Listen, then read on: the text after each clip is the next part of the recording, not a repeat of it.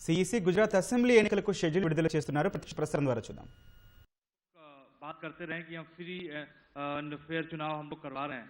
सवाल कांग्रेस ने उठाया है, आपके ऊपर निशाना साधा और कहा है कि आप स्वायत्त संस्था है, निष्पक्ष संस्था है, लेकिन इमोजी 3 बंदरों की लगा दी है। क्या आपकी प्रतिक्रिया होगी कांग्रेस के लिए? कोई और सवाल इसी से? सर यही सवाल था मेरा कि सर इधर आशीष हूँ एबीपी न्यूज से। जो मोहित ने सवाल किया फ्रंट रो पे, सर आपके ऐलान के साथ ही प्रिंसिपल ऑपोजिशन ने ही जब ये सवाल खड़ा कर दिया है कि आप निष्पक्ष चुनाव इन अदर वर्ड्स नहीं करा रहे हैं, इस पर आपका रिस्पॉन्स जरूर जानना चाहेंगे।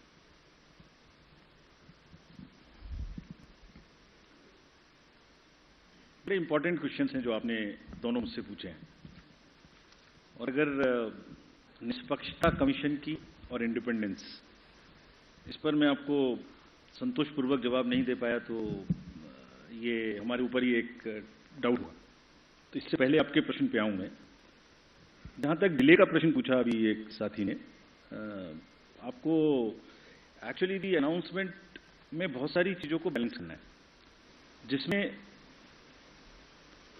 There is a tradition of counting it together, there is weather, there is a difference between the date of last term of the assembly, the number of days on which NCC would be introduced. So there are a large number of factors. So there are certain factors which let me tell you in case this particular case.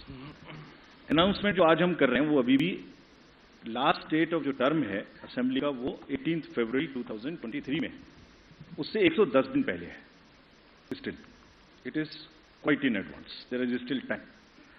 But then it gets constrained by or limited by, or we have to factor in the elections in the other state.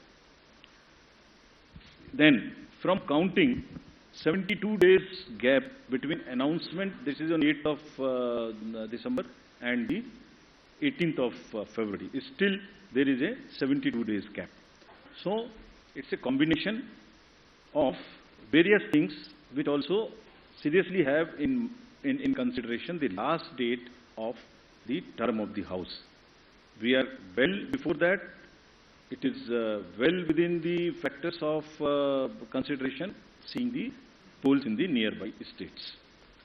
Now coming to the larger question which you have asked about the independence.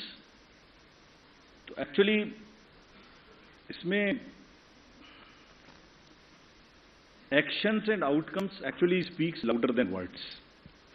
तो मैं आपको कितना भी बोल के समझाने की कोशिश करूं, उससे ज़्यादा जरूरी है कि हमारे जो एक्शंस हैं और जो हमारे रिजल्ट आते हैं वो सही है कि है नहीं। अगर हम ये कहते हैं कि हमारे रिजल्ट सही नहीं है जो निकल के आते हैं, तो संभवतः ये इंडियन बॉर्डर का बहुत बड़ा अपमान है। Elections after elections since the country has got independent, large number 14-15 large number of assembly elections, results have shown that at times those who are critical of the commission have got surprising results. I don't want to go into details as to how many times it has happened. लेकिन जो भी party किसी भी कारण से या जो भी कैंडिडेट किसी भी कारण से कुछ सवाल उठाते रहे हैं, जब रिजल्ट आए तो उनको मालूम हुआ अरे ये तो सवाल मुझे नहीं उठाना चाहिए था, ये तो मेरे फेवर में रिजल्ट आ गया। हमारे पास इंस्टेंसेज हैं कि चुनाव शुरू होने से पहले लंबी लंबी चिट्ठियां आती हैं कि ईवीएम मशीन खराब है, इनको बदल दीजिए, तो वो ईवीएम मशीन उसी पार्टी को जिता देती है, फिर वो प्रश्न बंद हो जाते हैं, फिर वो रिजल्ट एक्सेप्ट हो जाता है। सो चुनाव आयोग की निष्पक्षता, चुनाव आयोग की धारणा, और मैं इसमें कहना चाहूंगा हमारे लिए नई बात नहीं है, ये लीगेसी है, और ये इतनी प्राउड लीगेसी है इस कंट्री की।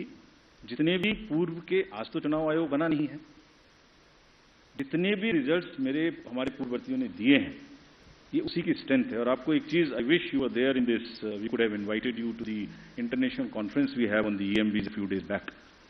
There are terminologies like democratic recession, democratic backsliding, which are being used world over in the democracies. The election management bodies of the various democracies, including the established democracies, if they don't have election management bodies, तो election authorities are facing serious issues of fake narratives. और चुनाव से पहले एक negative माहौल बनाने का जो प्रक्रिया है वो it's a part of it, we are aware.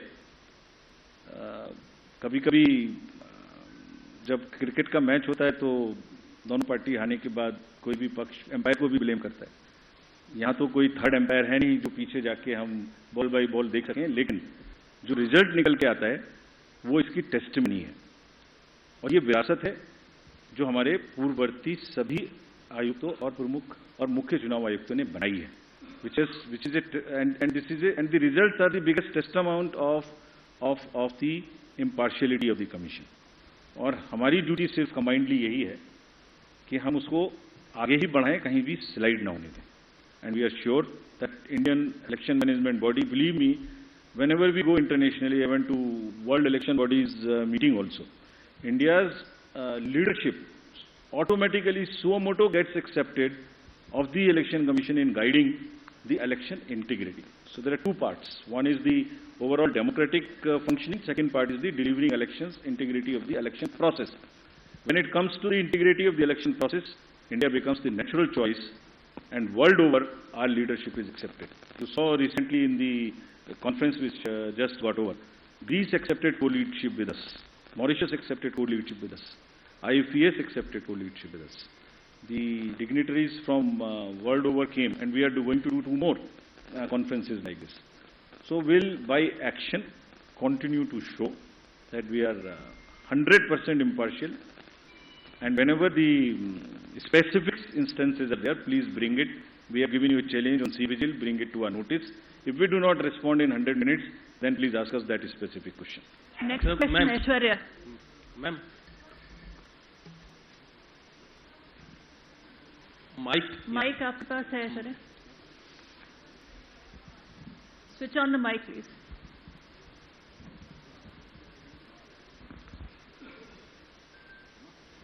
Hello. Hi sir, this is Aishwarya from आज तक. So one of the allegations is कि पीएम का दौरा था गुजरात में, उसकी वजह से जो चुनाव की डेट से उनको पीछे खिसकाया गया. इस पर सर क्या प्रतिक्रिया? सर, ये तो हम कवर कर चुके नीरज, हैं. इसका जवाब मैं आपको इसको दे देता हूँ. इसका आंसर मैंने मल्टीपल फैक्टर्स के केस में दे चुका हूँ. कितने दिन बाकी हैं, कितने दिन पहले हम अभी भी कर रहे हैं, और ये भी संज्ञान में रखिए कि रिसेंटली एक दुखद घटना भी वहाँ घटी, उस वजह से भी थोड़ा हम लोगों को डिलीट हुआ. आज कल भी जैसे वहाँ स्टेट में स्टेट मॉर्निंग थी, तो इट्स ए मल्टीपल फैक्टर्स.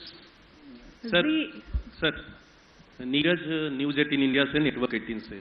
मेरा सवाल है कि अभी आपने तमाम राजनीतिक दलों को पत्र लिखा था कि आप जो घोषणा पत्र में चुनावी वादे करेंगे उसका फॉर्म में जिक्र देना होगा कि धन कहां से आएगा, राजकीय एक्सचेकर पे क्या प्रभाव पड़ेगा.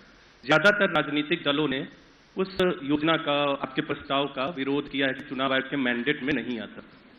चुनाव आयोग की टिप्पणी क्या है उन जवाबों पर, और चुनावी वादों के प्रति और मतदाताओं के प्रति जो राजनीतिक दल अपने वादे करते हैं उनकी रिस्पॉन्सिबिलिटी को कैसे सुनिश्चित करेंगे कि वो वादे पूरा करें. और एक जानकारी चाहता हूं आपसे, आपने कहा था कि पिछले कई वर्षों में आपने मॉडल कोड ऑफ कंडक्ट को कम किया है अवधि को, तो क्या गुजरात विधानसभा चुनाव में यह सबसे छोटा अवधि है मॉडल कोड ऑफ कंडक्ट का?